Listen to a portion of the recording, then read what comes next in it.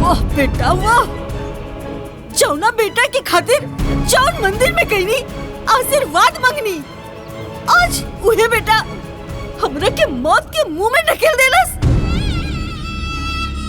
जैसे हमार मन करी तैसे हम जियब। रख फोन। हेलो हेलो, फोन रख। मुंह झौसी कहीं के। फोन। अरे शांति आराज कर और का रात हो जाई। हां तुहार भाई हमरा के लात मारी। हां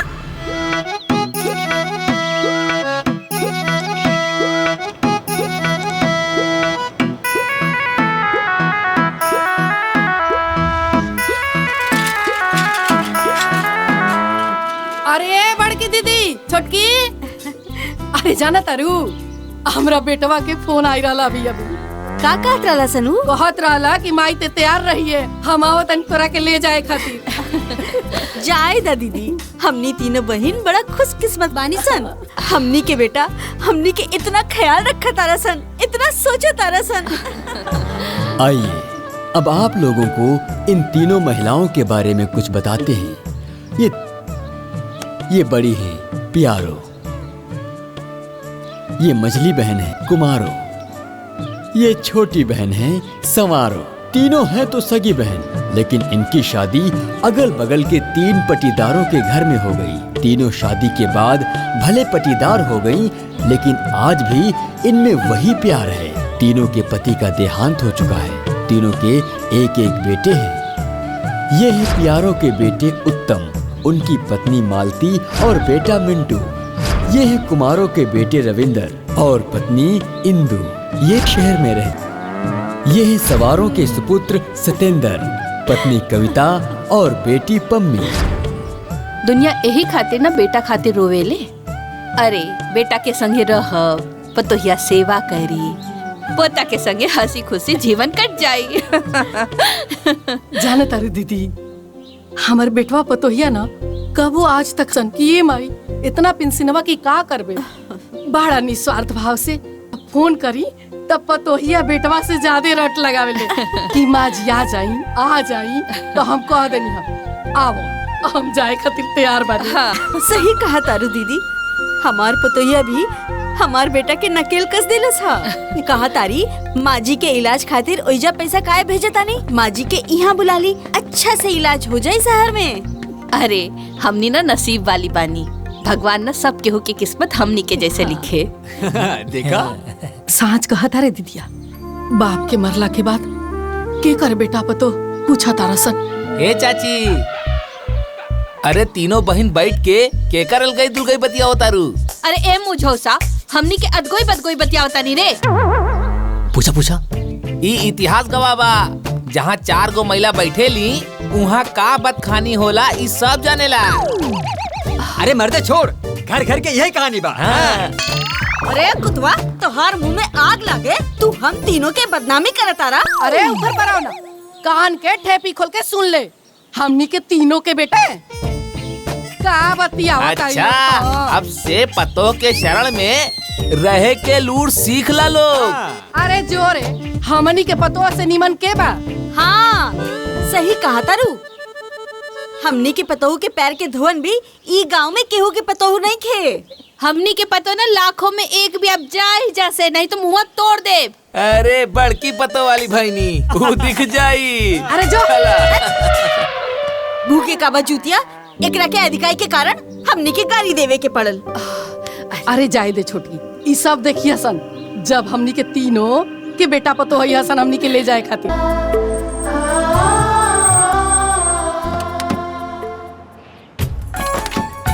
आवा।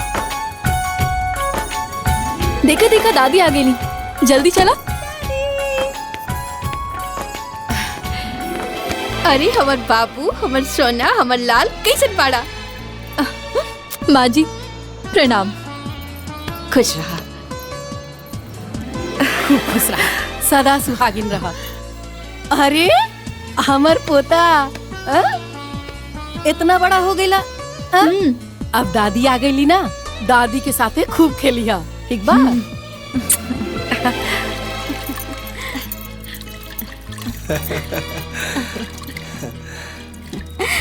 अरे रहेदा कोनो पैदल चल के आइल बानी, बस हो गइल। अरे भाई यह सेवा पानी करे खातिर तो परेशान रहनी है। खुश रहा खुश रहा।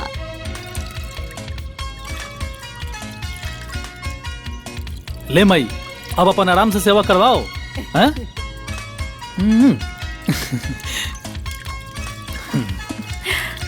दुल्हन अब रहेदा। अरे माई का बात कर तोड़ी, तोहर सेवा करे खातिर तैजा लेके आयल बनी। अब पतो सास के पाके खुश और सास के पाके पतो खुश।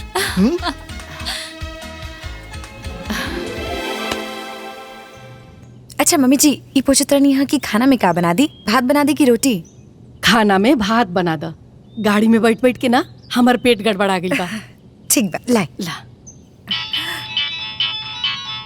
ला दादी, तीनों जने बात करा। अच्छा, हेलो, प्रणाम दीदी। खुश रहा। पहुँच गई कुमारो?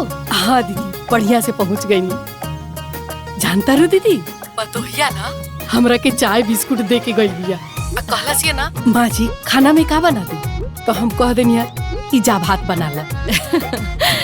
सवारो हमार बिटुआ ना हम तीनों बहन के एक के लाइन पे जोड़ ले बा, और सवारो भी बा लाइन पे। हाँ छोटकी बिया। प्रणाम दीदी। अरे खुश रहा खुश रहा। आ बतावा का हाल बा जाके? अरे दीदी, आउते पुतिया हाहा के लिपट गइल कि दादी आ गइल। आज बेटा पतोहू और पोती के देख के इतना नीमन लागल कि का बताई। हाँ छोटकी, ऐसा लागता कि हमनी के आज नया जीवन मिल गइल बा। ए मिलल ना, अरे अकेले जीवन जियल भी कोई जीवन होला? अरे कौन माई बाप चाहेला कि अपना बेटा पतो पोता से दूर रहे? अरे जाए दा दीदी, अब अपना परिवार के लगे आदमी आ गइल, खुशी राजी से रहा। माजी खाना तैयार हो गया। हाँ बहू। ए दीदी फोन रखल जा, हमार पतोहिया आवाज लगावतिया कि माँ जी खाना तैयार हो गइल बा। हाँ हमरो नहाए के बाद तब ना कुछ खाई दीदी। अच्छा प्रणाम। खुश रहा।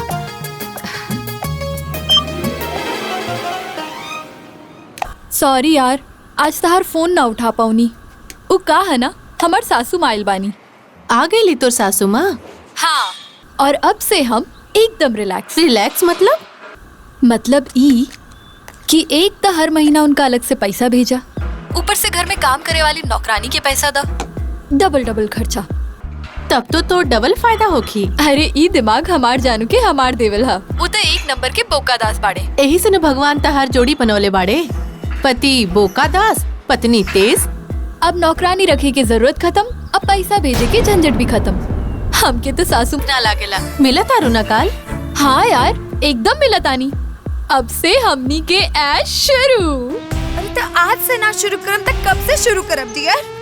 अरे 7 महीना के पेंशन पड़ल बा उ बुढ़िया के अकाउंट में। अरे डियर, अब वही तो आइल बिया, 2-4 दिन ओकरा के घुल मिल जाए दो। अब वही पैसा मांगम तो का सोची? एकदम चौपटे बनी का? मतलब बहाना बना के बोली ना, अरे थोड़े ने की कहा डियर। अरे तो कैसे बहाना करी, तू ही बताओ ना। 2-4 गो खर्चा के बहाना बना दी, आप टेंशन दिखाई उनकर आगे। आखिर हाई तो राउर माई है, राउर मोह पे मोहा जी है, समझो ताने ना डियर। सुना ना वो अकाउंट से पैसा भागल जाता, आ नहीं तार सोना चांदी के दुकान भागल जाता, बुझाई लू? हमरा के राउरी बात बिल्कुल नहीं पसंद आवत। अगर हमार हार अबे बन जाई तो कोनो प्रॉब्लम बता दियो। अरे 1 हफ्ता बादे बन जाई तो का प्रॉब्लम बता रहा? हम अपन दीदी के कहले बानी ना कि हम 2 दिन बाद अपन हार पहन के सेल्फी लेके तोरा के फोटो भेजब। अब हमार दीदी के आगे हमार इंसल्ट हो जाए तो रवा के अच्छा लगी डियर। अरे तो समझे के कोशिश काहे नहीं को करता है? पैसा खाती बोले ना तो माई सोची कि यही खाती बोले ले बड़ा सन। अरे कुछ ना समझिए डियर, जो वो हमार कहल करी ना हमने के काम हो जाए। उनकर के कह दी कि ढोलुआ के स्कूल के एडमिशन करावे के बाद हमने के लगे पैसा कुछ कम पड़ता, फिर हम अपना सासू माँ के पैसा से करब अपन साजो सिंगार। हेलो का हेलो? का बात बा? आज तो बड़ा सुंदर लगत बाड़ू हैं? आज तो मूड करता कि दिन में ही रुक जेते हम। तो रुक जाई। रुक जेती, लेकिन कहा ना डॉक्टर के अपॉइंटमेंट मिल गइल बा, माई के तू फटाक से तैयार करा। ए हेलो, इतना जल्दी काबा? सासू माँ के कुछ दिन और के बाद दिखा देवल जाई। ए हेलो, माई अपन इलाज करे खातिर नहीं आयल बा, तो एमन दिन और तारीख कौन जोड़ देख लेगा? अरे रउआ आज दिखाई चाहे कल दिखाई चाहे अब ही दिखाई, ओसे माजी की उम्र बढ़ जाई का? ए हेलो, ये किसन बात करता रू? अरे बाबा गुस्सा काहे होत बानी, हम तैयार कर देत बानी, ठीक बा? इतना सोच धोच के कहाँ जाता रू? ए हमार जानू आई कि हम कैसन लागत आनी? ब्यूटीफुल। जानू हम ना सुमन के साथे बाहर जाता नहीं। अच्छा तो खाना क्या बनाई? इतना ब्यूटीफुल वाइफ से रवा खाना बनवाई का? वो सब तो ठीक बा, लेकिन खनवा बनाई के? सासू माँ। अच्छा मम्मी दादी के घर में काम करे खातिर बुलेले बाड़ू। चुप दादी के चमचा, चल जाके नाश्ता कर। ए जानू रउआ एकदम चिंता मत करी, माँ जी के ना हम बड़े प्यार से बेवकूफ बना के जाए। हाँ अच्छा बाय जानू। माँ जी तू के?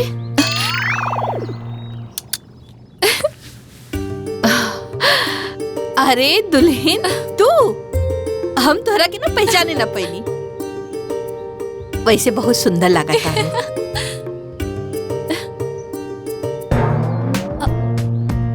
माँ जी हाँ हमारे को दोस्त के हस्बैंड बाड़े ना, उनकर तबीयत बहुत जोर से खराब बा। अच्छा हॉस्पिटल में भर्ती बाड़न, उनकरा के देखे जाता नहीं हम। हाँ जा, ऐसे में जाए के भी चाहिए। लेकिन माँ जी हमरा आए में ना तनी सा देरी हो जाए। तो इमे कौन समस्या बा? वो कहा ना कि घर के कुल काम बाकी बा, झाड़ू पोछा बर्तन खाना, एक कुल रउआ कर लेब का? दुल्हन ई हमरो घर बा, काहे ना देख ले, हम सब कई ले, तू जा। ठीक बा माँ जी, लेकिन खाना एकदम टाइम पे खा लिया। हाँ, बैठे माँ जी। बाय बेबी, बाय माँ जी।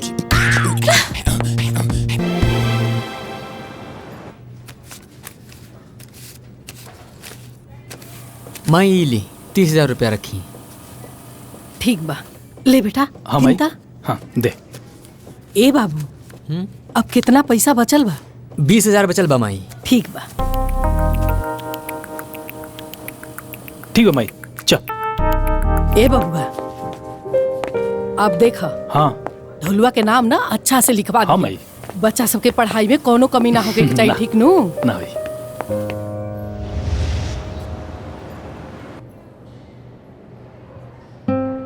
तनी जीप दिखावा, तनी साउर। हाँ और काका तकलीफ बात हो के? डॉक्टर साहब आजकल भूख नहीं खिलागत और पेट में बाई तरफ मीठा मीठा दर्द होता। यहाँ होता? हाँ। कितना दिन से होता? 6 महीना से डॉक्टर साहब। अच्छा, ऐसे पहले कहीं चेक कर ले रहा? ना सर। अच्छा नर्स। यस सर। माता जी के बाहर ले जाओ। ओके सर। आवा बैठा।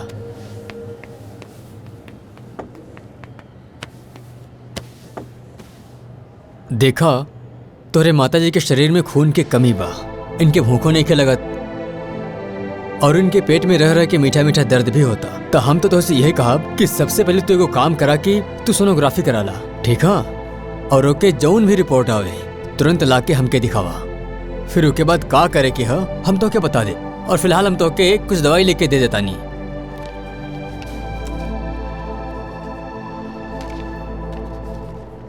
ठीक है डॉक्टर साहब। ठीक बा, प्रणाम। नमस्ते।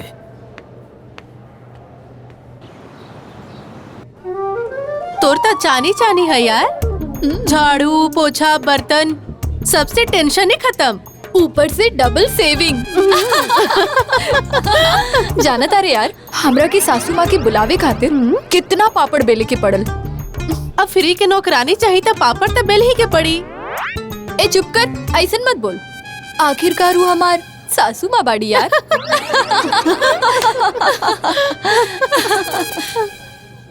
अरे कमीनी, तोर तक कमीनापन भी कमाल बा।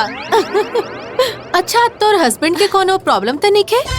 अरे पत्नी अच्छी होके के चाही जे अपन पति के इशारा पे नचाए। हमार पति तो गेयर में आईबे न करेलन। हाँ तो तू पत्नी वाला धौंस दिखावत हो। हाँ। अरे ऐसे ना होला, पहले प्रेमिका वाला रस बरसावा, फिर देखा मर्द कैसे पिघल जाले। अरे हमरा के देखा, हम दिन भर ही ऐस मौज करके शाम के अपना पति के साथ है घरे। फोन करके अपन सासू माँ के तनी हाल चाल ले ला। अरे हाल चाल लेवे के का जरूरत बा, लागल होइए अपन ड्यूटी में।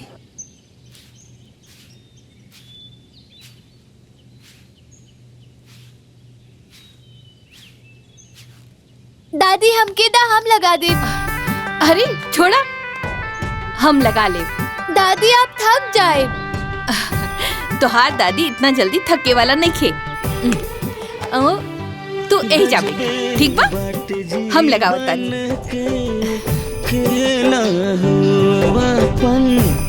तो दगा देना हो अब दुनिया। दादी गांव के घर पे के बा?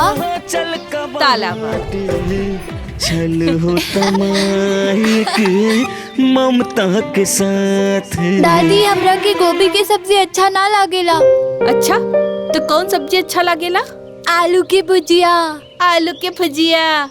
रोज रोज खाली आलू के भुजिया खइबा? हर सब्जी खाए के चाहिए, ऐसे देह मजबूत बनेला। तोहरा खातिर ना आलू भी डाला तानी, तो मन भर खइया, ठीक बा? ठीक बा।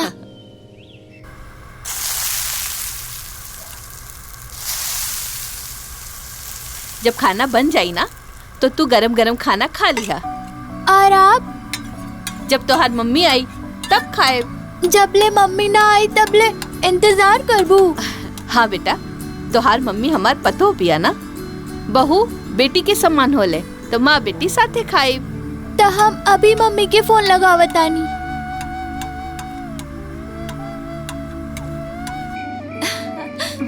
घर से फोन आइल बा। हाँ देख ला। हेलो मम्मी, दादी खाना खाए खातिर तार इंतजार करत बानी। बेटा एक काम करा, दादी के फोन दा। इला दादी। हेलो। हाँ दुल्हन। माजी उ का बाना, हम एगो जरूरी काम में फंस गइल बानी, तो हमरा आवे में तनी लेट हो जाई। तो रउआ खाना खा ले भा, और बाबू के भी खाना खिला दिया। हम मिंटू के पापा के साथ आ जाए, ठीक बा? ठीक बा।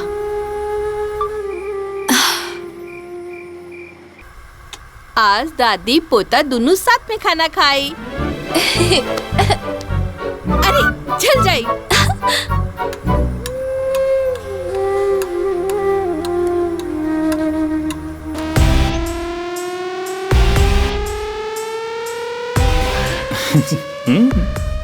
कैसा लगा था यार? एकदम ब्यूटीफुल लगा था।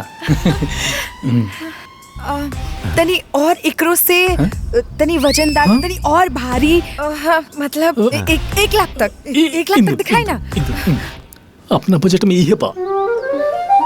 लेकिन ये तो खाली 80,000 के बा। हाँ तो 20-25 हजार तो भैया जी बाकियों लगा दिया ना हमने खाते। हम कितने पुराने ग्राहक हैं आपके, है ना भैया जी? कोई बात नहीं, आप देख लीजिए लाख के बजट तक, बाकी पैसा अगले महीने दे दीजिएगा। दीजिए, अच्छा वाला दीजिए। क्या सोचता नहीं जी, रुआ खुश नहीं की का अपन डियर के हाथ देख के? अरे ना ना, ऐसा कोनो बात नहीं के। ए जी एक काम करी, वो 1 लाख वाला ही हार दिखा दे रुआ। आपके पति आपसे बहुत प्यार करते हैं भाभी जी, मैं लेकर आता हूँ। हम भी बहुत प्यार करते हैं अपने डियर जी से। हम हो डियर जी, हम का कहत रनिया ना कि ये 20,000 बाकी रखी हैं, तो फिर वो 20,000 के ब्याज भी जोड़ी हैं। तो 20,000 के ब्याज तो लगबे करी। हाँ है ना? हाँ। यही से हम कहत रानी है ना कि जो मम्मी के अकाउंट में 20,000 रुपए बाकी बा, तो निकाल के इनकर के दे दी ना। देखिए हमरा के गलत मत समझी, हमार कहे के मतलब खाली इतना बा ना कि पैसा बाकी रही, पैसा बढ़ी तो रुआ के टेंशन बनल रही।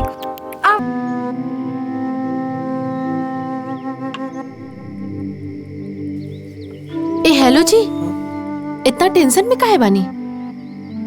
कुछ ना, सब लोग घर में रहल ना, तो यही से हम बताना पौनी। डॉक्टर साहब के माई के हम रिपोर्ट देखौनी। काबा रिपोर्ट में? माई के पित्त के थैली में गांठ हो गई बा और ऑपरेशन करावल भी बहुत जरूरी बा, नहीं तो कैंसर हो सकेला। कितना पैसा लागी? कम से कम 4 लाख रुपया लागी।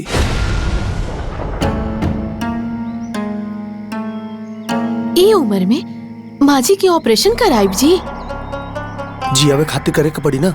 जितना औरदा लिखल हुई ओकरा से 1 मिनट बढ़ा सकेला का? तो का करी यार? मान ली जहाँ 5 साल जिए के हुई वहाँ 4 साल न जी है, ये ना हुई। अच्छा डॉक्टर साहब और का कहले बाड़े? कहना है कि जबले ऑपरेशन ना हो ना तबले उनकर दवा चलत रही। ठीक तबा माँ जी अब 100 साल थोड़े ना जी है, बिना मतलब के पैसा फेंकले के कोनो जरूरत नहीं है। माँ जी उनकर बीमारी ठीक हो जाई। ए हेलो जी, का सोचा तानी?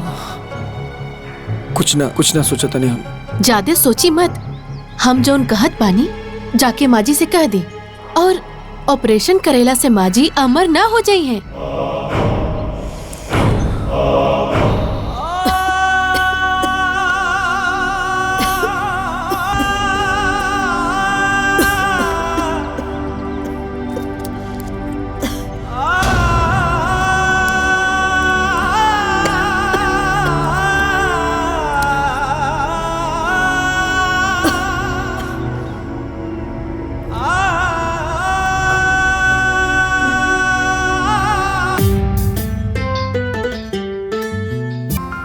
जाना तारू कुआरो, पतोहिया के साथे साथे ना ओकर सखी सहेली भी जीन्स पैंट और करिया करिया चश्मा लगा के आवेले। हाँ ये दीदी, जान तारू हमू अपना पतोहिया के सहेलियन सबसे पूछा नहीं ई सब का हो, तो जान तारू का कहलसिया? का रे? कहलसिया कि लाइफ के एंजॉय हो, तो हम मनवा में सोचन ई कौन लाइफ के एंजॉय? ए दीदी, हमनी के तो अपन जीवन उहे माटी घूरा में लसार पसार देनी सन। अब बेटा पतोहू एंजॉय करत आरे तो करे दा। ए रे छोटकी, तेहू कब्बो जीन्स पैंट पहनले की नहीं? भाग दीदी, हमरा के तो लाज लागता। ए दीदी जान तारू, एक दिन हम अपना पतोहिया के नाइटी पहन ले रहे, ऐसा लागत रहे ना, इतना ढीला ढाला रहे, लगे नु कि एगो बांस पे कपड़ा टांगल बा। हमहू पहनले रहनी हा, बड़ा आराम मिलल रहे। तो जीन्स चश्मा पहन के तू हो एंजॉय करा। अरे हमार कहे के मतलब ई है, खुशी जहाँ से मिले ना बटोर लेवे के चाहिए। सुन ले छोटकी, दीदी का कहली हा, तेहू अपना पतोहिया के एक दिन कपड़ा पहन के अपन श्रद्धा शौक पूरा कर ले। जाए देना कवारो, बेटा पतोह के उम्र है एंजॉय करे के, तो करे दे। अब बेटा पतोहू हमनी के प्यार दुलार देता तो इहे नु एंजॉय बा। तब का ए लागत हमार बेटा पतो आ गई बा, तो फोन रख, हाँ बाद में बात करब। प्रणाम, खुश रहा।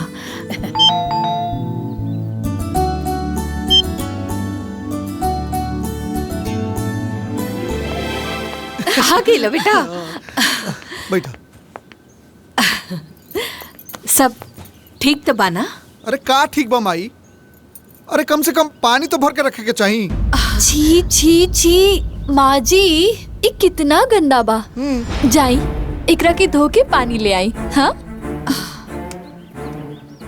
अब माँ जी तनी चायो लेके आई। हाँ 2 कप ले आइए। मम्मी आ गईली, मम्मी आ। अले मिलो बेबी। मम्मी हमरा खातिर का लाइल बाड़ू? तहरा खातिर हम लेके आइल बानी चॉकलेट। बाबू, जब से हम आइल पानी ना तब से 4 दीवारी में रह गई नहीं। तो कहल का चाहता रू? वो बगल वाली कहत रहली है, यही बगलिए में ना भगवान जी के बहुत बढ़िया मंदिर है, तनी घुमा देना। अरे माँ जी, मंदिर तो उहे रूम में बा। देखा, एहू में तो भगवान बाड़े ना। दुल्हीन उ का है ना कि हर जगह भगवान एक ही होले, कहीं भी पूजा हो सकेला। और वैसे भी पूजा पाठ के साथ साथ घरों की साफ सफाई तो जरूरी बाना। माँ जी, चाय बन गई होगी ना? तनी जल्दी हाँ? जा।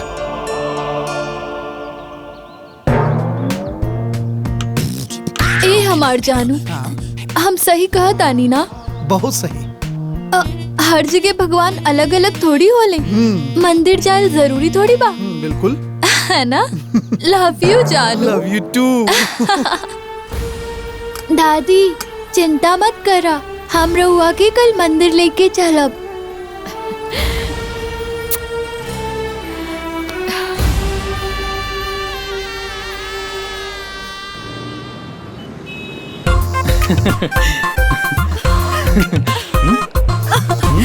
डियर, इस साड़ी हमरा पे कैसा लगता? अरे हमर जान, तारा पर तोहर कपड़वे अच्छा लगेला। कह सके भगवान तेरा कितना सुंदर जे बनेला बाड़ा ना। I love you dear। I love you too. हम कुल साड़ी पैक करवा ले। बेशक पैक करा। अजी पैक करी। भैया जी ये कुल पैक कर दा। हाँ, आ जल्दी से बिल कर दा। डियर, रुआ बहुत गुड पति है। हमारे कोनो भी बात के नाना है नहीं। और कुछ चाहिए? वैसे जाना तनी डियर, मम्मी जी ना हमने खातिर को लॉटरी बन के आयल बड़ी लॉटरी। हर महीना बैंक में पेंशन आई, हमने के निकालब जा। अब हम कहना खरीदम, कब साड़ी खरीदम, कब हाई खरीदम, कब वो खरीदम। वैसे डियर, माँ जी के अकाउंट में अभी और कितना पैसा बाकी होगी? जो रहला खाना वो निकाल लेनी। डियर, तूने बहुत समझदार हो गिलबन। I love you। I love you too।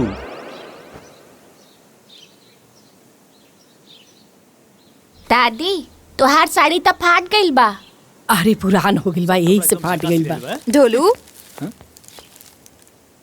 पापा देखा ना, दादी के साड़ी फाट गइल बा। माई, गोलुआ का कहता तोर साड़ी फाटल बा? अरे बबुआ, पुरान हो गइल बा, यही से फाट गइल बा। ऐसन करा ना, हमरा खातिर दुगो नया साड़ी ला दा। अच्छा, नया साड़ी? मतलब नया साड़ी रुआ का करम माँ जी? अरे हमरा लगे 4 गो ऐसन साड़ी बा जवन हम ई 2-3 महीने से पहनता नहीं, वो हम दे देता नहीं ना, वो पहनी जाना तनी डियर। हमरा मम्मी के ना 5 साल हो गइल बा नया साड़ी खरीद ले। हमर भौजी बड़ी ना, उनकरे छोड़ल साड़ी पहने ली। हाँ दुल्हन ठीक कहता रे बबुआ, हम बूढ़ पुरनिया नया साड़ी पहन के का करब? हाँ तो साड़ी दे देना माई के। हाँ देते नहीं ना, अबे देता नहीं लाई। अरे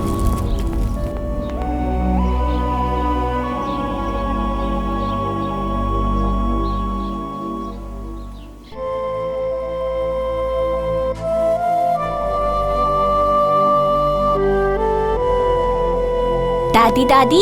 हाँ बेटा, देखा ना, मम्मी के साड़ी ले आइल बानी, अपने खातिर किल्ले रहली, हम चुरा के ले आइल बानी ला। अब यही के पहनल करा।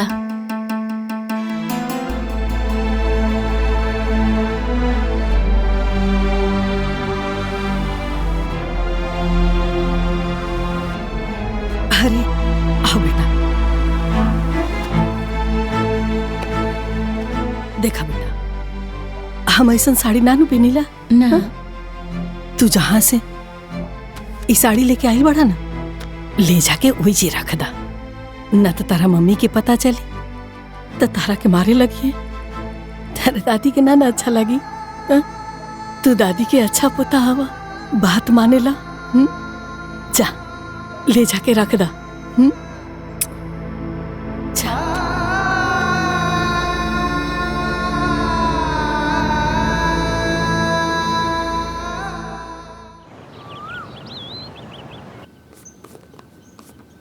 ए हेलो जी, जाना तानी, हम किताब में पढ़ ले बानी, ई कुल चीज खैला से उम्र के ढलाव कम हो जाला। ए बाबू, तनी सुना, उ काहे कि आजकल हमरा की तनी कमजोरी लागेला। अखिया के सामने ना अनिहार छा जाला।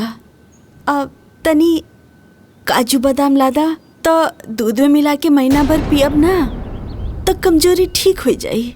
बुढ़ौती में ढेर तू तही ना खाल जाला माजी। अगर देह भारी हो जाई तो घुटने में दर्द होखे लागी। का हलो, हम ठीक कहत बानी ना? बीमारी तो एगो मन के भरम होखेला।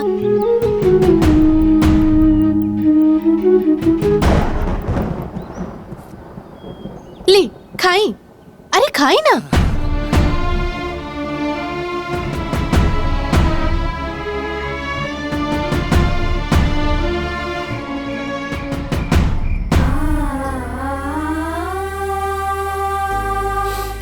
दादी दादी। हाँ बाबू। ई दूध ले आयल बानी, तू भूखे पेट सोआ तारो, ई पी ल तू, ठीक बा? ना बाबू, तू पिया, तू अभी छोटा बाड़ू ना। हम मम्मी से झूठ बोल दे कि दूध गिर गइल बा त दूसर दे दी है। ना पिया, तू पिला।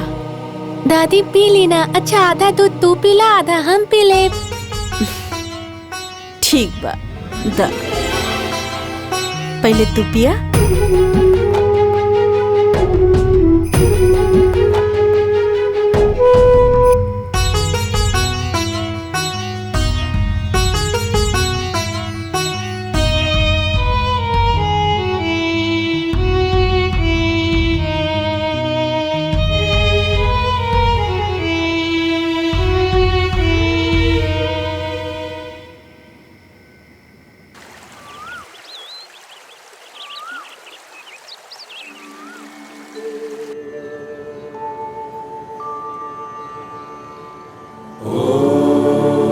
हे प्रभु, तू सबके प्रार्थना सुनीला, ओकरे पीछे हमरो सुनिया।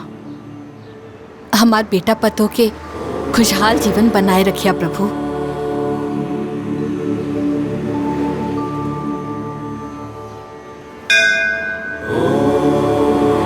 चलो। ओम सूर्याय नमः, ओम सूर्याय नमः, ओम सूर्याय नमः, ओम सूर्याय नमः, ओम सूर्याय नमः, ओम सूर्याय नमः।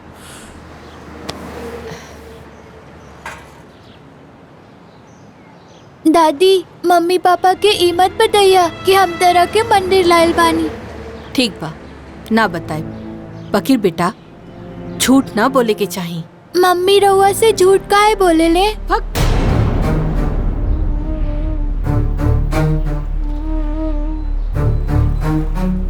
तोहार मम्मी हमरा से का झूठ बोले ले? मम्मी कहीं काम से बाहर ना गए रही, उ तरह के नौकरानी खातिर बुलेले बाड़ी।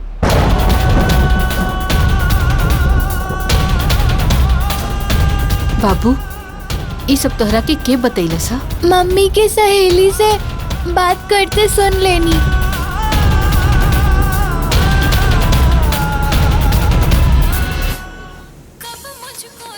तहरा के हलवा बना के दिले बनी, अच्छा से खा लिया, दादी। ठीक ना? अब फिर जब जाए के होई ना,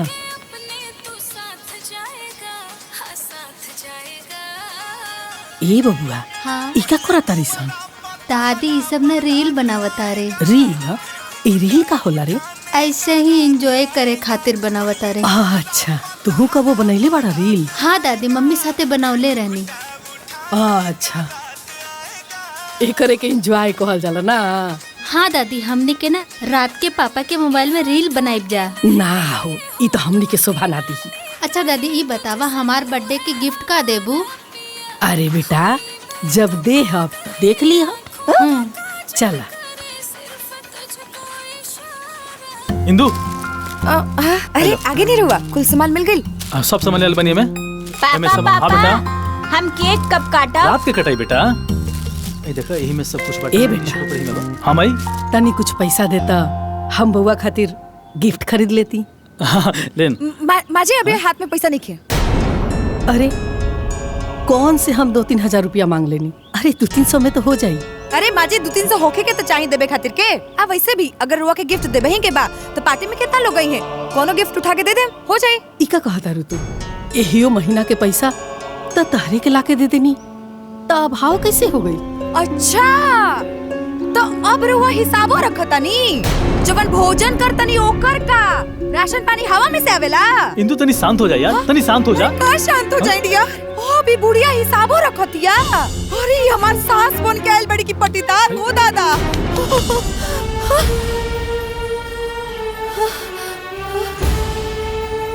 अरे बहू कौन ऐसा बात कह दी जे तू हमरा के इतना सुनावतर? हमरे पैसा पे राज करतर, हमरे खातिर पैसा नहीं के। देखली ये हमार कूल कोयल ढाल पे माटी फेर के ये हमार राज रजल देखतरी, रुआ हमार राज रजल देखतनी। आज जवन खातनी ओकर नहीं हिसाब रखत, है कुल जन पहिला तनी एकर कोनो हिसाब नहीं के। हम बोलत नहीं की तू हमर मुंह खोलवाव तरु। अरे हम का पहने तनी, का खातनी, का पिया तनी, इस सब ऊपर वाला दिखा था। 12,000 के पेंशन हर महीने ला के तो लोग दे देता नहीं, और आज हमर दशा भिखारी जैसन हो गइल बा। अरे पाई पाई खातिर तरसा के रख देले बड़ा लोग तुला हमरा के। हम कबो ऐसा साड़ी कपड़े ना पहले रही, इस हाल में ना रही हम, लेकिन तू लोग के राज में आज हमारी ये हालत भइल बा। अच्छा माई तनी ते ही बताओ, हम तोरा कोनो कमी रखले बनी खाए के पिए के, ते ही बताओ। चुप! जोरू के गुलाम आज तोरा वजह से एकर इतना बोले के मजाल बा कि हमरा से जवान लड़ावे। इनका जगह कोई और रहित नु जीभ धर के खींच लेती हम। ए बुढ़िया चल, आवाज नीचे। ये हमार घर है इंदु, एजा रहे के बा तो हमरा हिसाब से रहे के पड़ी, एजा रहे के बा तो हमरे सुने के पड़ी। ई धर्मशाला ना हो कि फुकट में तोहर सर स्वागत होत रही। आप पेंशन दे तरू ना तो हमरा पे एहसान नेकू करत, फुसतो बाड़ू।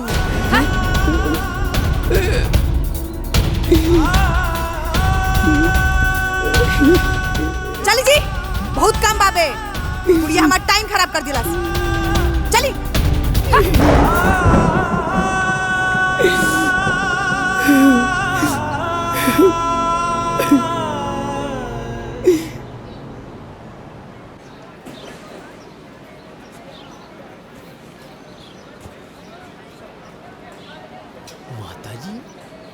हरी हरी भाजी ले ला। अरे नमस्ते माता जी, और कैसन तबीयत बा आपके? लागत आप हमके पहचानी ना, हम डॉक्टर साहब। अच्छा अच्छा डॉक्टर साहब, कैसन बानी? यहाँ कैसे? घरे बदे फल लेवे के रहे तो आ गई नहीं बाजार में। अच्छा। तब तक आप दिखा गई नहीं। अच्छा। तो फिर सोचनी कि आपके हाल चाल ले ली। और कैसन तबीयत बा आपके? थोड़ा सा कमजोरी लागत आजकल। हम तो आपके बेटा से बोले रहनी कि अगर आपके ऑपरेशन ना होई ना तो आपकी बीमारी गंभीर रूप ले लेई, ना तो आपके बेटा दोबारा आपके चेकअप खातिर ले गए और ना तो ऑपरेशन के बारे में कुछ पूछलस। ऑपरेशन?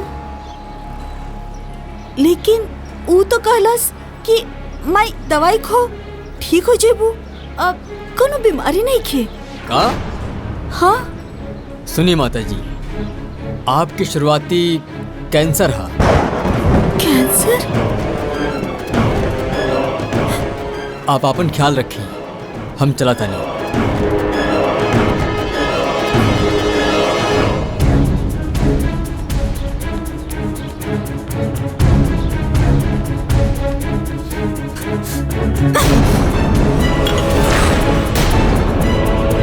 वाह बेटा वाह, जौना बेटा के खातिर जौन मंदिर में गईनी आशीर्वाद मांगनी, आज उहे बेटा हमरा के मौत के मुंह में ढकेल देलस।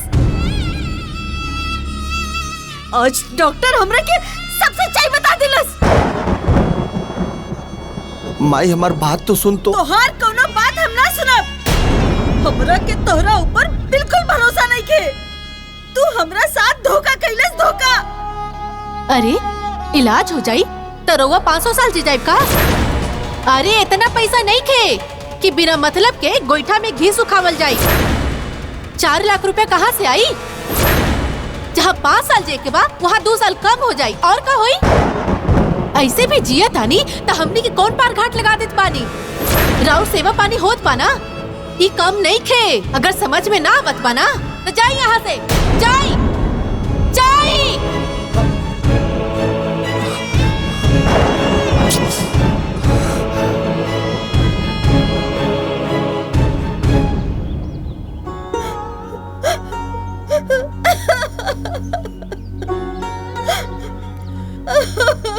Happy birthday, happy birthday, happy birthday,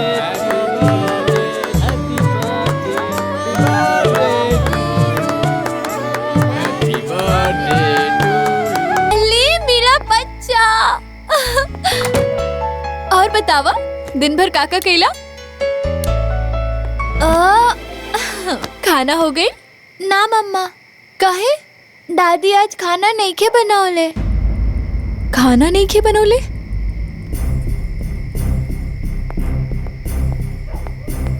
का बात बा माँ जी, आज खाना काहे नहीं खे बनल? हमर मन ठीक नहीं खे। मतलब मन ठीक ना रही तो खाना ना बनी। और वैसे भी खाना बनाए में कोनो हाथी के बल लगेला का? अरे दुल्हन, रोज तो खाना बनावत रहनी है, एक दिन ना बनैनी हा तो बोले लगलू। अरे तो जब से रहुआ आयल बानी तहियो से रोज खाइतो तो बानी, तो बनाइब ना। 4 दिन खाना का बना देनी, लंबा लंबा भाषण शुरू हो गई। लड़का हमार भूख से तड़पता और रहुआ यहाँ कोप भवन में बैठल बानी। आई दी आज राउर बेटा के, राउर सब मनमानी हम निकाल दे।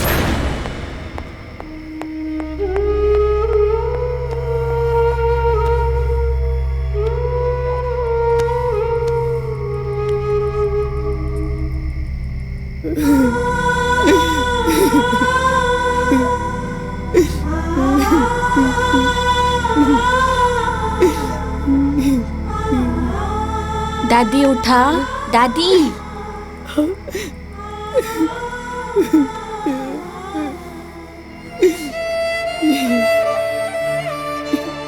देखा हम तोहरा खातिर केक लेके आइल बानी। दादी हमरा के कोनो गिफ्ट ना चाही, हमरा के तू अपन आशीर्वाद देता, यही सबसे बड़ा गिफ्ट बा।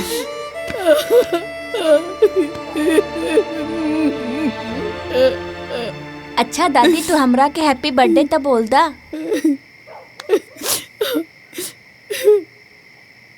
हैप्पी बर्थडे बेटा। ना दादी, हंस के।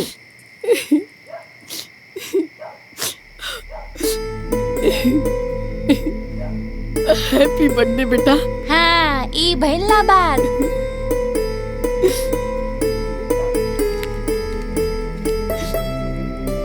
दादी, ऐसे तू अपन गांव चल जाइहा। मम्मी पापा ना बहुत गंदा बाणे, और तू यहाँ फिर लौट के मत आइहा।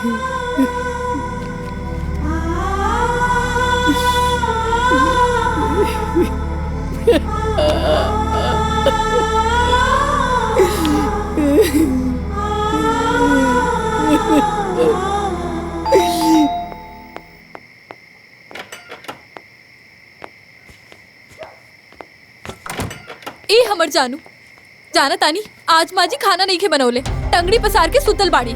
हमार सोना नियन बेटा भूख से तड़पता। अच्छा माई, माई, माई, यहाँ ते सुतल बड़े लइका हमार भूखे बा। पापा दादी के बुखार बा। तोरी कौन नाटक चलत रे? हाँ, एजा नाटक करे आइल बड़े, जब देखो तब ड्रामा, जब देखो तब ड्रामा। वाह बेटा, मेहरारू के चढ़ैला पे माई के ड्रामा निहारे लगले हा।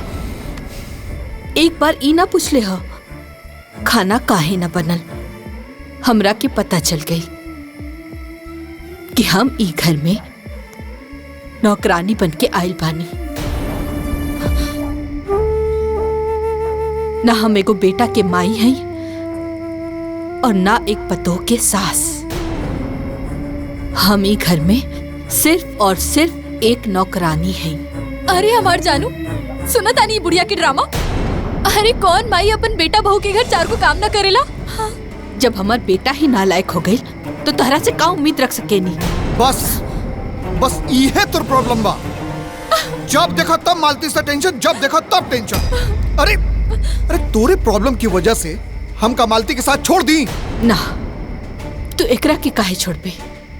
ते हमरा के छोड़ दे। हाँ तो रुआ के रोक ले के बा, जाई यहाँ से।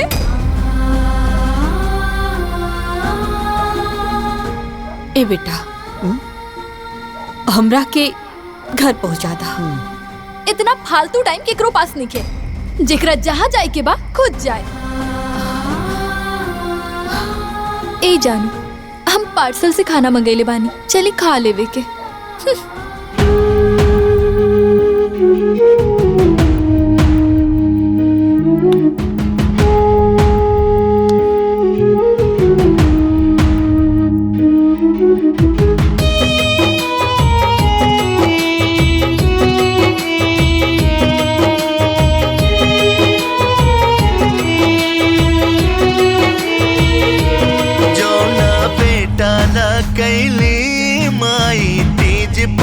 त्योहार ओही बेटा से अब मिलता हर पग पर दुत्कार। माई बापू के जिम्मेदारी अब झमेला हो गई, जे अंगुरी धरा के चला बल आज वो अकेला हो गई, जे अंगुरी धरा के चला बल आज वो अकेला हो गई।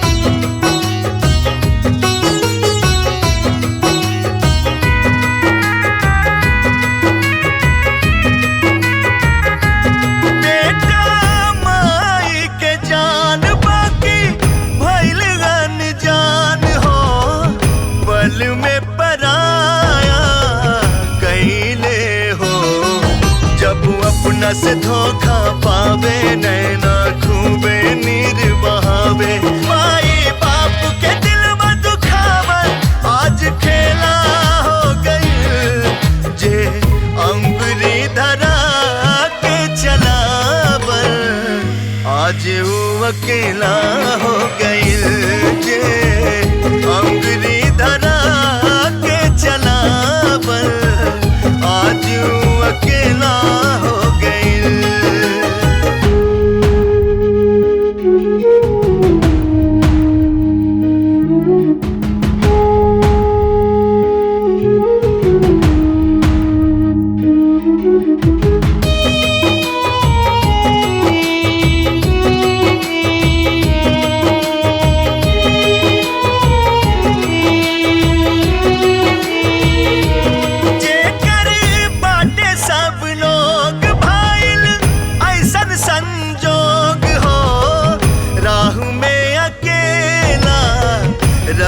जाला हो रो रो के रहेली माई जब बेटा बने ले कसाई, आज आपन भइल पराया दुख के मेला हो गई, जे अंगुरी धरा के चलावर आज वो अकेला हो गई, जे अंगुरी धरा के चलावर आज वो अकेला हो गई। अरे चला चला क्या करता जल्दी कर। अरे दादा हमको बैठो बुला के घोड़े पे। मूंगफली चाहिए का ले ली, मूंगफली मूंगफली।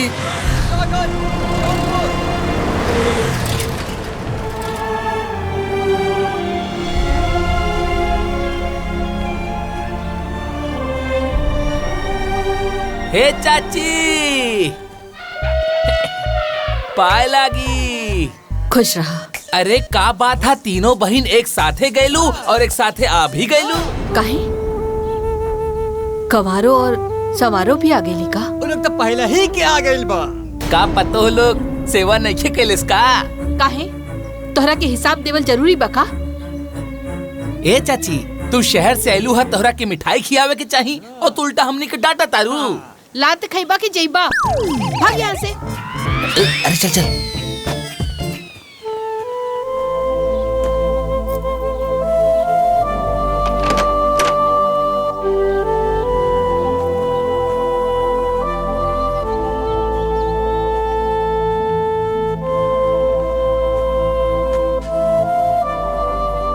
ए जी, आज रउआ जिंदा रहती ना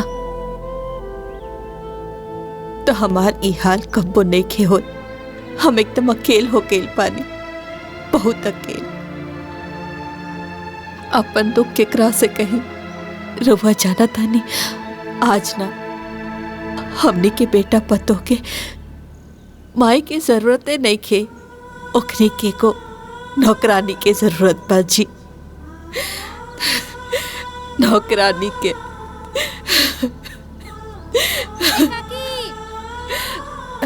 हाँ आवतानी।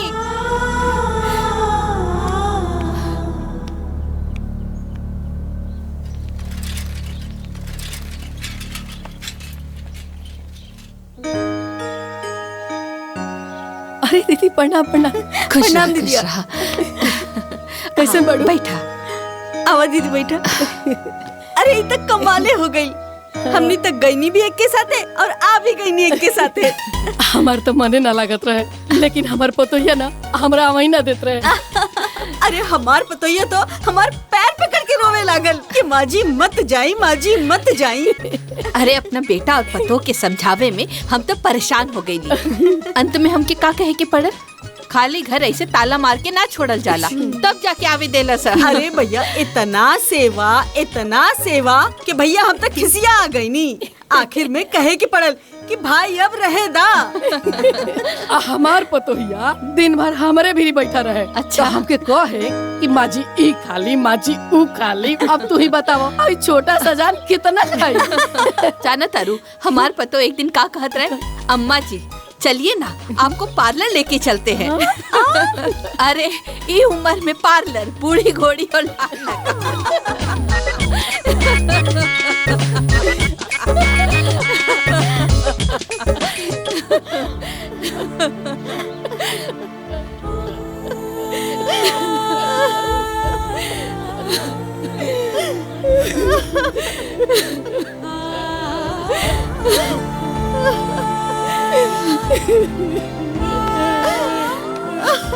चुप हो जा। भगवान अगर ए दुनिया में केहू के बनैले बाड़न ना तो ऊ माई भी आ। माई अपना औलाद के, अपना खून के एक एक बूंद से सींचे ले। हर मंदिर में, हर भगवान के सामने ओकरा खुशहाली खातिर विनती करे ले ताकि ओकर औलाद खुश रहे, स्वस्थ रहे। कोनो माई बाप अगर अपना औलाद से ये उम्मीद रखे कि ऊ ओकर बुढ़ापा में सहारा बनी तो वही ओकर सबसे बड़ा भूल है। जौना बेटा के 9 महीना ये पेट में होकर बोझ ढोनी, आज वही बेटा खातिर हम बोझ हो गई। माया ममता में गिरफ्तार होके हमने के कितना दिन लतियावल जाए जा। पेट में रहला पर, पेट में रात, गोदी में रहला पर छाती पे लात, जवान होला पर कलेजा पे लात। कल लात खाए खातिर माई होने का। हे भगवान, ई माई के कौन सजा देता रे तू? इससे तो अच्छा हो कि औलाद ना होत।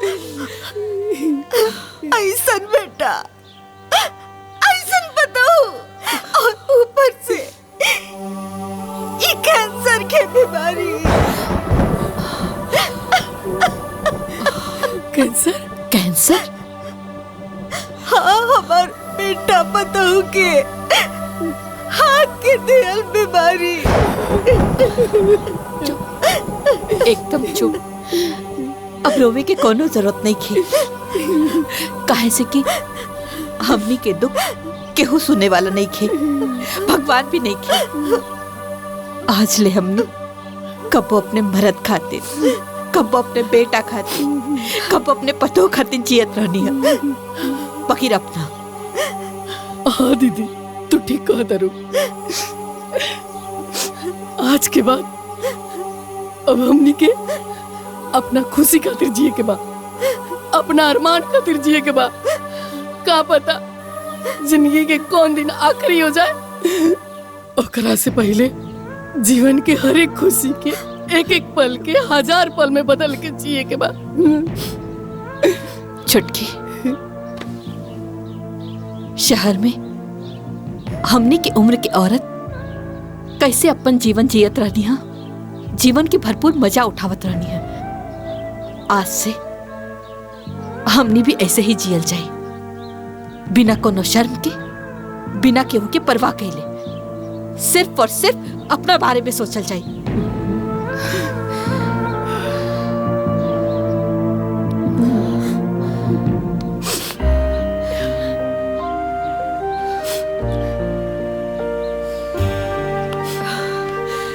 हाँ दीदी, हाँ दीदी, आज से हमने के सिर्फ और सिर्फ अपना खुशी खातिर जिए के बाद। बताई ना जानू, सास तो बहू के मानियन होखिला ना। हम तनी सुन काम करे का कहनी, वो यहाँ से भाग गई नी। बाकी एक बात कान खोल के सुन ली, सास बहू के रिश्ता रहे चाहे ना रहे, बाकी हम उनका के छोड़ब ना। बुढ़ापा में नोट गिने के चाहिए, पैसा उड़ावे के चाहिए। अरे इको शोभा देवेला? हाँ, अरे सास के अगर संपत्ति बहू के ना होखेला तो केकर होखेला? बताई डियर। ए हेलो जी, आप बताई ना, वो गाँव में बुढ़िया की इलाज ओकर दादाजी करी है। लगाई फोन, हम कहत पानी ना, लगाई फोन। आज ओके हम सुना के रहो, का सोचत पानी, लगाई फोन।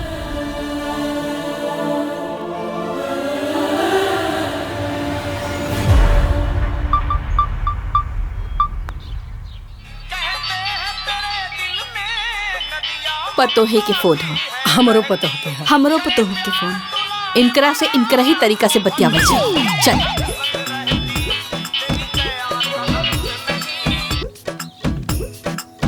हेलो, कौना गर्मी में गैलू बुढ़िया? वहाँ तो के कुत्ता ना पूछे कुत्ता रे, तो हर मर्द की तो औकात नहीं खे हमरा से ऊंचा आवाज में बात करे के। तू हमार गर्मी देखबू?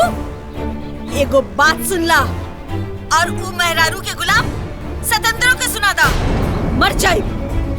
बाकी तोहनी के लगे थूके भी ना आए। सुना, कान के ठेपी खोल के सुन ले। जितना हमारा पेंशन मिलेला नु, उतना में तोरा जैसन 4-4 गो नौकरानी रख सकीला। बाजी, बेसी मत बोली।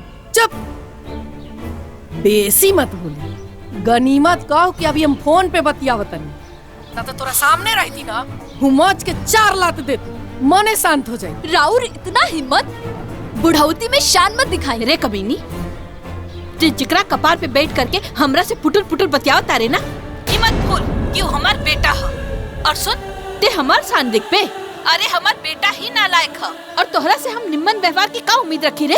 बाप रे बाप, हमरा साथे इतना बड़ा अच्छा। न तो लतियावे में देर ना लगी।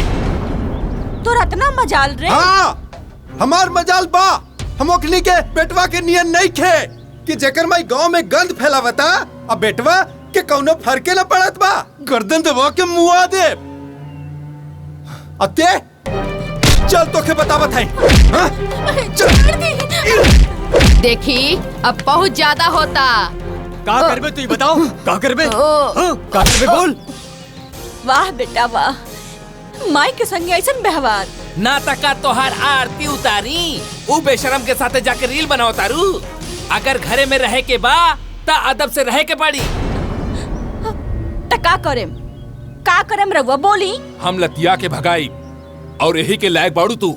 जब ले लात ना खाईबू, अपना औकात में ना आईबू।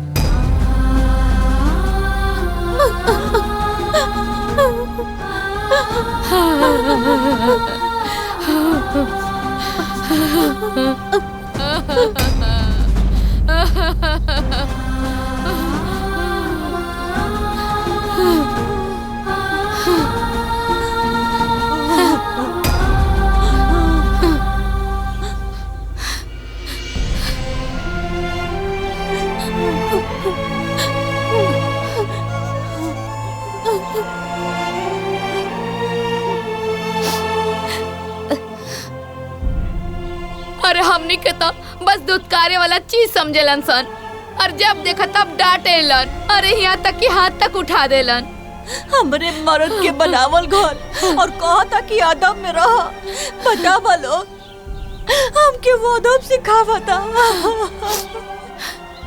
अरे जीवन के सब त्याग और तपस्या सब माटी हो गई। तनी सब बात में इतना जलील होके के पड़ल, आगे के जीवन में का होई का?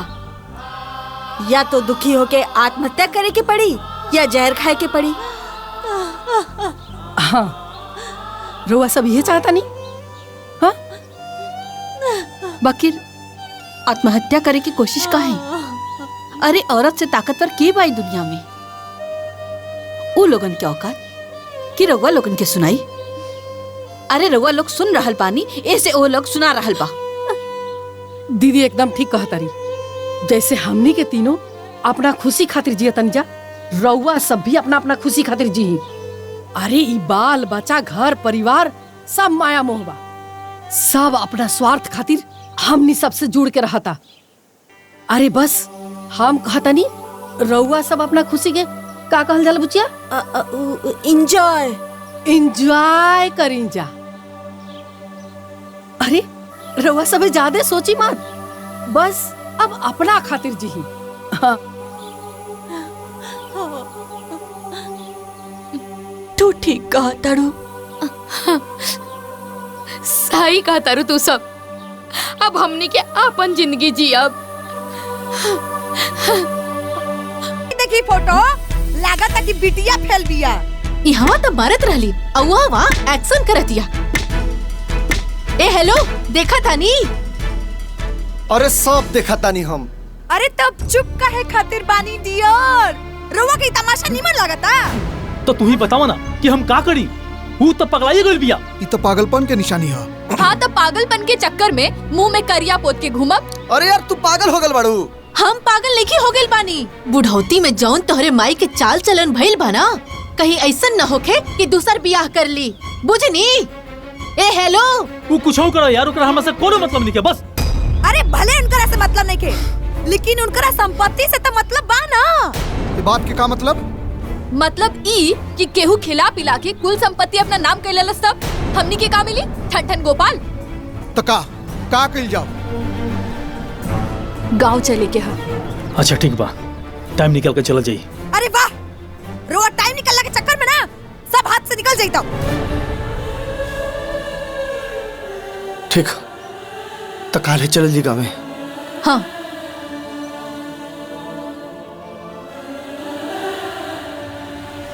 ठीक बा।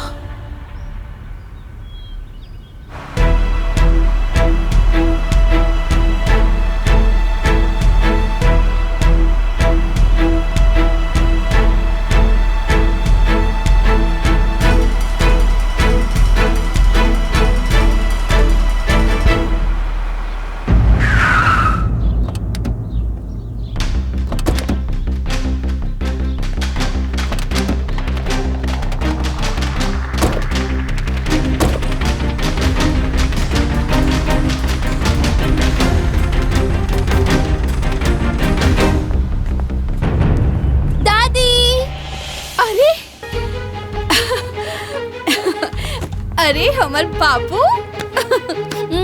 का तमाशा चलता माई? फोटो में हम तो सगरी नाटक देख ले बानी। कैसन बाड़ा बेटा? हाँ? अच्छा, तो तू ये सब करे खातिर वहाँ से यहाँ भाग के लो है? दादी भी आई बड़ा। हाँ? होता हाँ? अब दादी भी रहिया।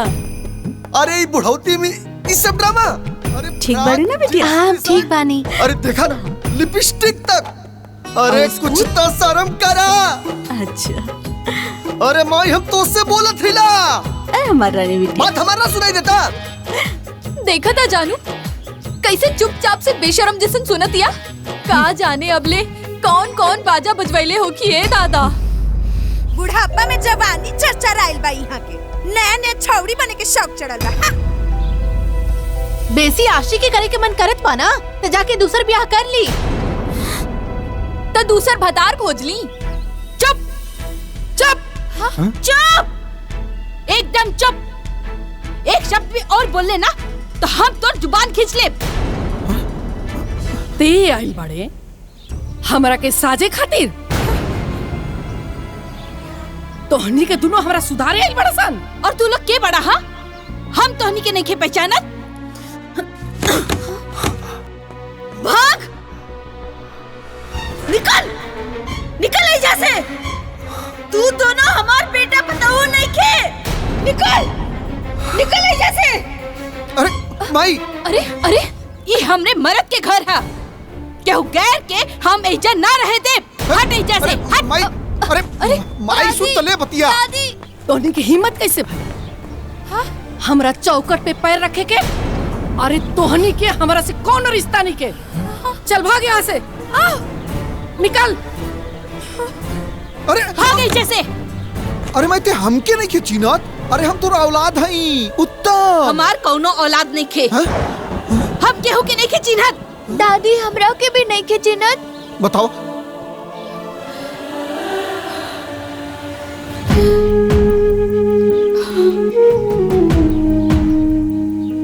ना बिटिया, तू तो हमारे कलेजा के टुकड़ा बाड़ू। तू काहे ऐसे बोले तारू? तू तो हमार राजा बेटा हवा ना? हाँ?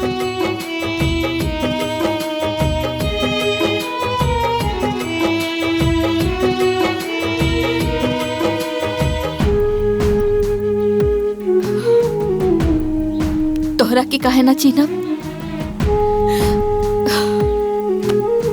हमर जौन कुछ भी बा सब तोहार बा। ए हमर जानू, हम इतना बेइज्जती के बाद एजा ना रहब। ना हमरा के एजा रहे के बा।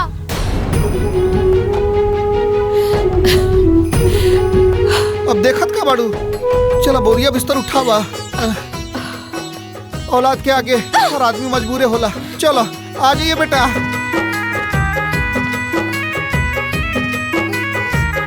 खाली अपना पोता के मुंह देख के एकरा मोह में तू लोग खातिर तो हम इतना करिए सकतन। ई घर में रह के इजाजत देतन। जा लोग अंदर। चलो। अच्छा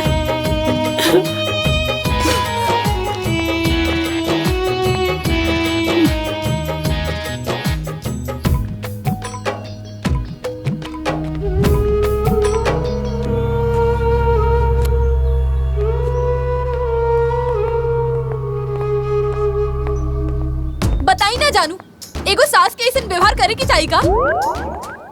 पता नहीं आज माई के अचानक इतना गुस्सा। अरे गुस्सा के कैसे कंट्रोल करनी है ये तो हम ही जानत नहीं। यार हम तो खाली इतने कहले रहनी है ना कि बुढ़ापा में उनकर जवानी चर्चा रहता। अब इतने बात पे हमने कितना बड़ बेइज्जती करे की का जरूरत रहला वहाँ के। हाँ? मम्मी, इज्जत पावे खातिर ना इज्जत देवे के पड़ेला। हाँ? पतो हो के अगर हम दूसर ब्याह करे खातिर बोल देनी तो इमे का बेइज्जती हो गई? अरे हमने की इज्जतें उतार देली। सुना, अपन पोती के मुंह में आके तू लोगन के ई घर में शरण देनी। हाँ, ई घर केहू के बाप का नहीं खे। ई घर हमार है। तू दोनों जाना के रहे के ता इजाजत दे देनी, लेकिन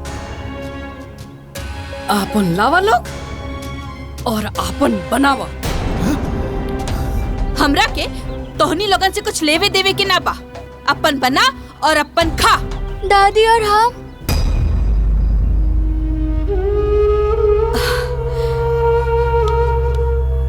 हमनी के पिज्जा बर्गर के पार्टी हुई। दादी का यहाँ बर्गर पिज्जा आ जाई? हाँ बेटा, हम केहू से बोल के मंगवा दे तो मंगवा ले। अच्छा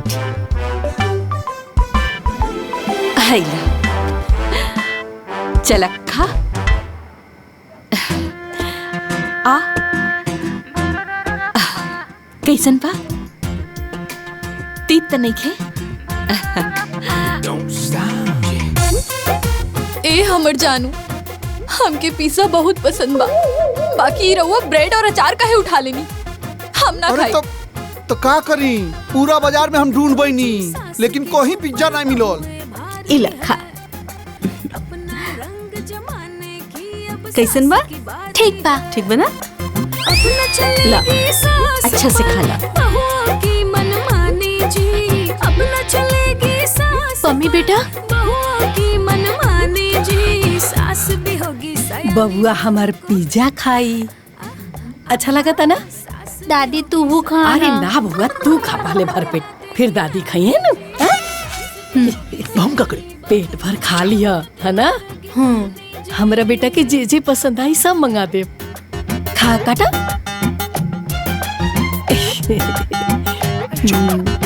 बहुत बढ़िया बाना बाबू।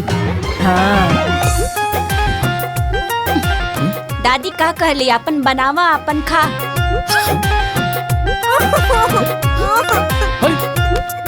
अरे हमारे खाला अरे अपनी रवानी अब अपनी कहानी तो बदल। मम्मी बेटा। हाँ माई। झूठों के ममता में रहे ई मनवा झुराइल हो, बहुते दिनन के बाद। पता नहीं माई कहाँ से इतना जुगाड़ के ले ली समझे ना होता। खैर हाय ला खा ला ना। मिंटू ए मिंटू जरा सुनाई नहीं के देत। मिंटू कहा बेटा तू उतना ना खा पाइबा, तनी हमरो के दे दा। माई बहुत टेस्टी है, पूरा खा ले। ए जानू जाए दा हाय खा ला खा ला।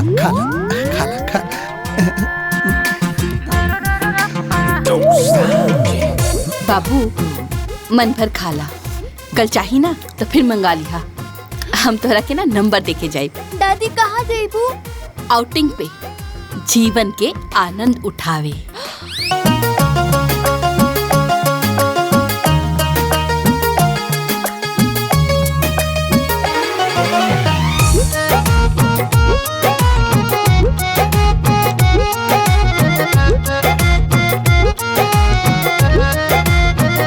करेंगे खूब मस्ती, होगा घूमना और फिरना, हो पल पल का हमको तो मजा लेना है। कोई अब कहीं भी जाए करे वो कुछ भी, लेकिन हो किसी से हमें क्या लेना देना है। अरे दान पुण्य और धर्म कर्म सब किया करो, अरे दान पुण्य और धर्म कर्म सब किया करो। अब तो अपनी खातिर थोड़ा जिया करो, अब तो अपनी खातिर थोड़ा जिया करो। अरे का हो गई? उठा संभाल के। का हो गई? अरे कोई पानी लावा, ले जाए पड़ी। अरे उठा ना। अच्छा तो आप तीनों लोग और आपके पत्नी लोग सास के खिलाफ कंप्लेन लिखा हुआ आइल बाड़ा। हाँ साहब। गुनाह काबा? गुनाह मतलब हाई देखिए सर, आप खुद पे खुद समझ आइएगा। देखिए हाँ हाँ हाय देखिए।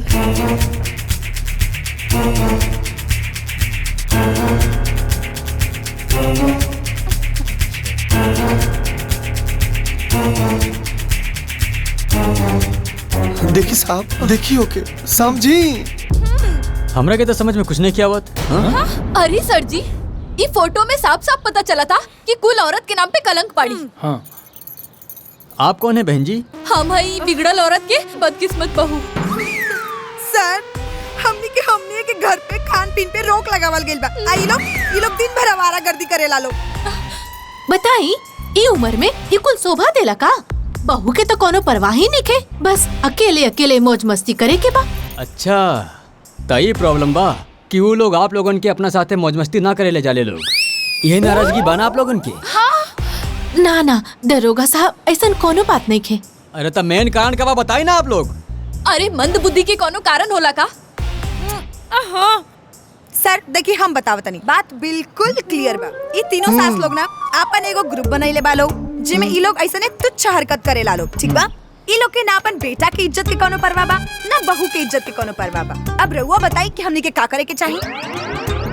कैसन बात बा यार? हाँ पुत्र को पुत्र तो देखले बानी, लेकिन माता को माता पहली बार देखा तानी। पति को पति तो देखले बानी, लेकिन पत्नी को पत्नी पहली बार देखा तानी। अच्छा आप लोग बताई ना हमरा के करे के काबा साहब उचित कार्रवाई होके के चाहिए। हाँ तो होकी ना महाराज, उचित कार्रवाई होकी। अब्बा होकी नहीं तो हमने जाना था ना अमरण अनशन पे।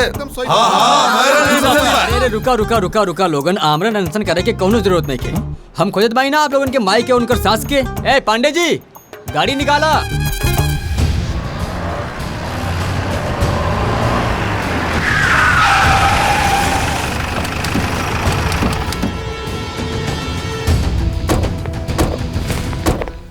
किधर है साहब? तीनों घर में चेक करी, कहीं नहीं बड़ी कूल। ए चक्रासन। हाँ हाउ चेक करी, हाउ हमार घर। सर हमार घर देखा, पांडे जी देखन हमार घर सबको ना चेक कराओ। सर जी हमरा ता लागत आ उ तीनों अपन बेशर्मी से शर्मा के गांव छोड़ के भाग गइलस। हाँ अरे भागित लो ना तो का करित लो, गांव में चारों तरफ थू थू जे हो गइल बा। चाहे कहीं भी गए हुई, बुढ़ापा में अत्याचार के सजा मिले के चाहिए। हाँ बिल्कुल मिले के चाहिए, बिल्कुल।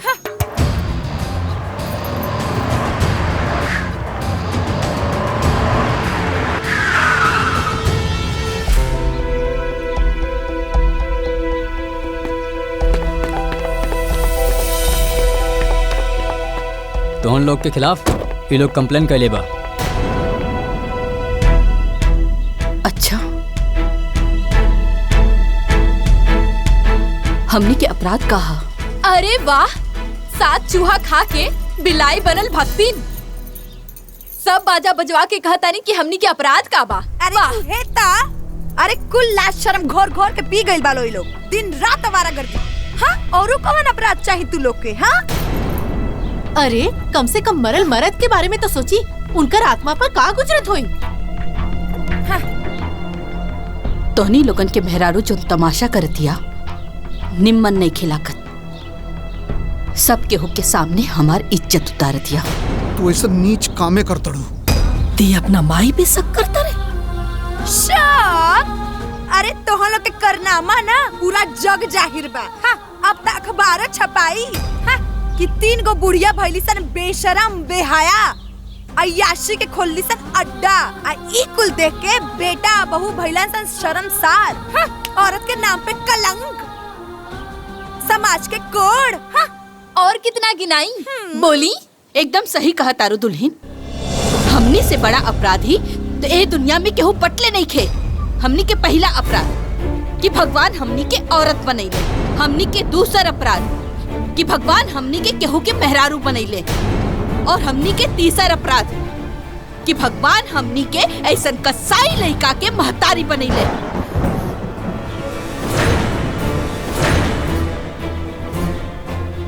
और हमनी के चौथा अपराध कि भगवान हमनी के ऐसा निर्लज पतोह के सास बनैले। जवानी में पति से ताना, बुढ़ापा में बेटा पतोह से ताना, जीवन में बस ताना ताना सुन सुन के खत्म हो जाता है।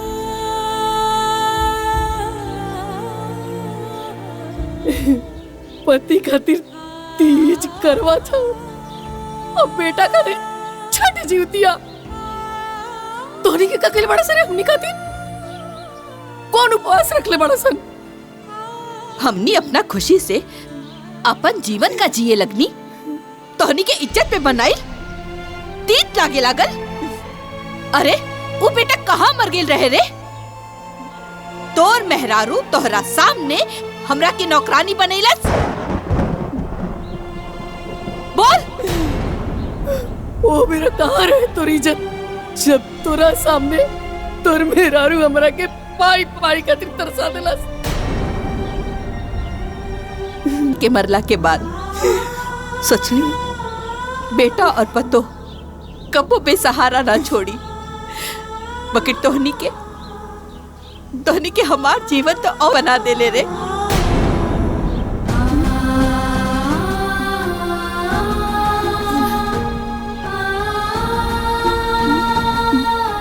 माई अगर तोके कोनो समस्या रहे ते हमसे कहले काहे नहीं? तो के बात समझ में ना आयल।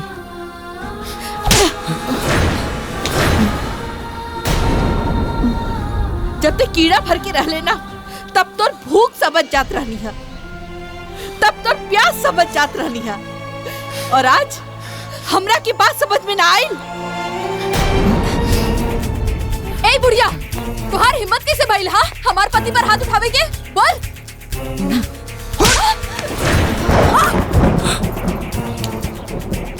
एकदम चुप।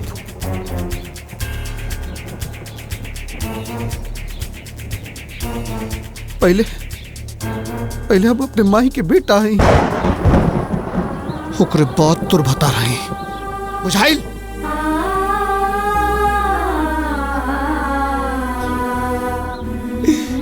ये बात तोरा समझ में इतना देर लग गई बेटा।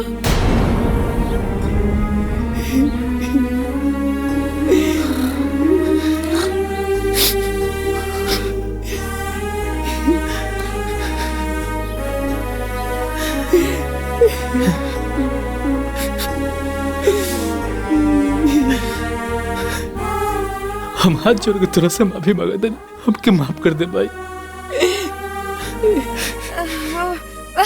अरे छोड़ी ना जी, अब तक गलती हो गई बा। अब माफ करावे खातिर हुआ अपन जान थोड़े ना दे दी। वैसे यहाँ के जवन कहीं तवन कहीं नहीं। चुप लालची औरत, यही हरकत तब तुरा माई के साथ करती तो तुरा कैसा लगी तेरे? माई भाई हमके माफ कर दे, हम तुरा से हाथ जोड़ के माफी मांगत तरी, हमके माफ कर दे भाई। मौसी, हमार भाई कहाँ बिया? लापरवाही होकर जान ले ललस बेटा।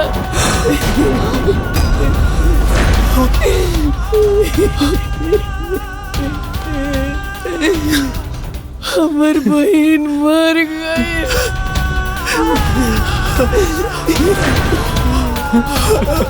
अजी को बेटा पतो अपना माई के हत्यारा बन गया सर।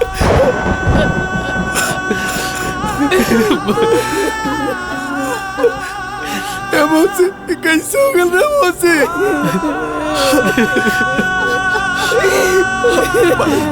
हमार भाई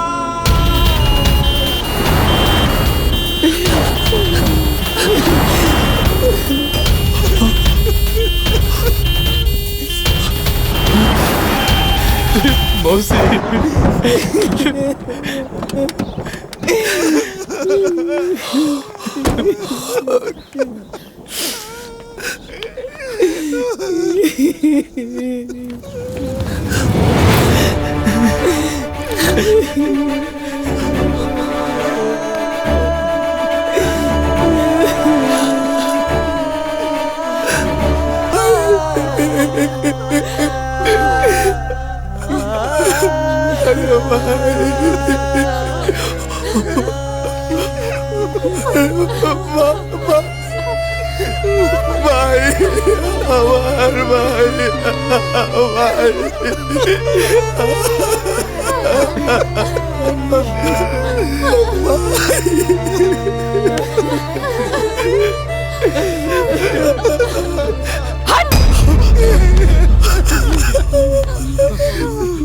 हमार बहन हमरा से कहले रहे कि हमार बेटा पतो हमरा शरीर के हाथ न लगाई।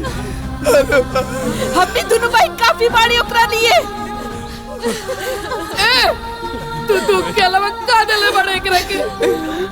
अरे हमनी के दुनिया समाज के परवाह कइले बिना अपना बहन के हर पल के खुशी देवे के कोशिश कइनी जा, खुश रखे के कोशिश कइनी जा।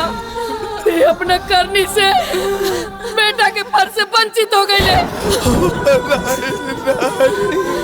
तू दोनों भी दोनों के अपना बेटा के फर से वंचित हो गए सर। ये हमनी के प्राण बा। अरे भाई, हमार भाई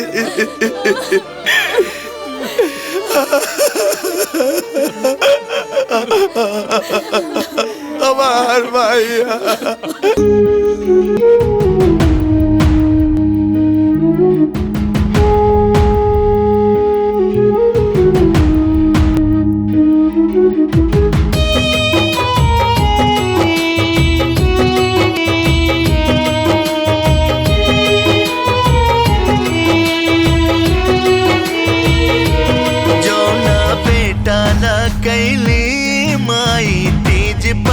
त्योहार ओही बेटा से अब मिलता हर पग पर दुत्कार। माई बापू के जिम्मेदारी अब झमेला हो गई, जे अंगुरी धरा के चला बल आज वो अकेला हो गई, जे अंगुरी धरा के चला बल आज वो अकेला।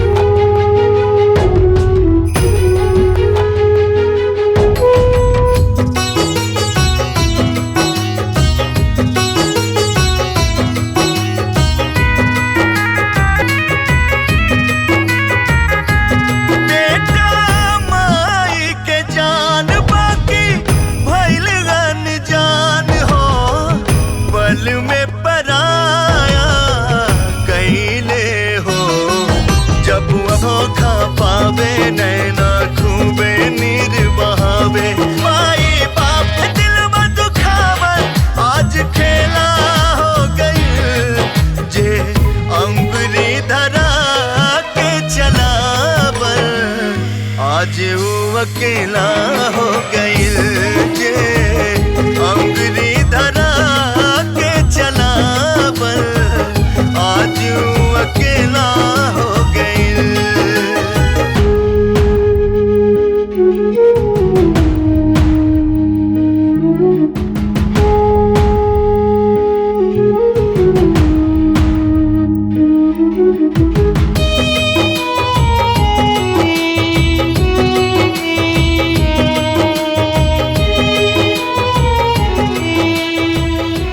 रुक जा। सतेंद्र बेटा होकर के जे अपन माई के साथ व्यवहार कैले बारन ओकरा से तक केहू माई के अपन बेटा से नफरत हो जाई, लेकिन अपन वेद शास्त्र में कहल गईल बा कि माई के मुक्ति बेटा के हाथ से ही होखेला। सतेंद्र के माफ कर दे रे बहन।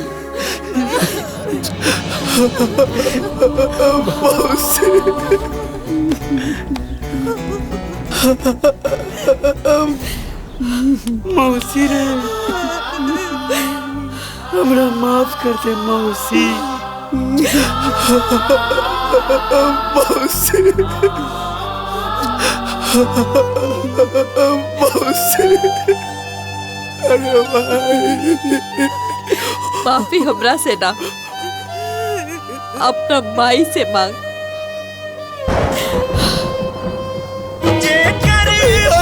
सब लोग ऐसा संजोग हो राह में अकेला रह जाला हो, रो रो के रहेली माई जब बेटा बने ले कसाई, आज आंगन भइल पराया दुख के मेला हो गई। अपने बेटा होके के फर्ज निभा ताकि हमरा बहन के आत्मा के शांति मिले।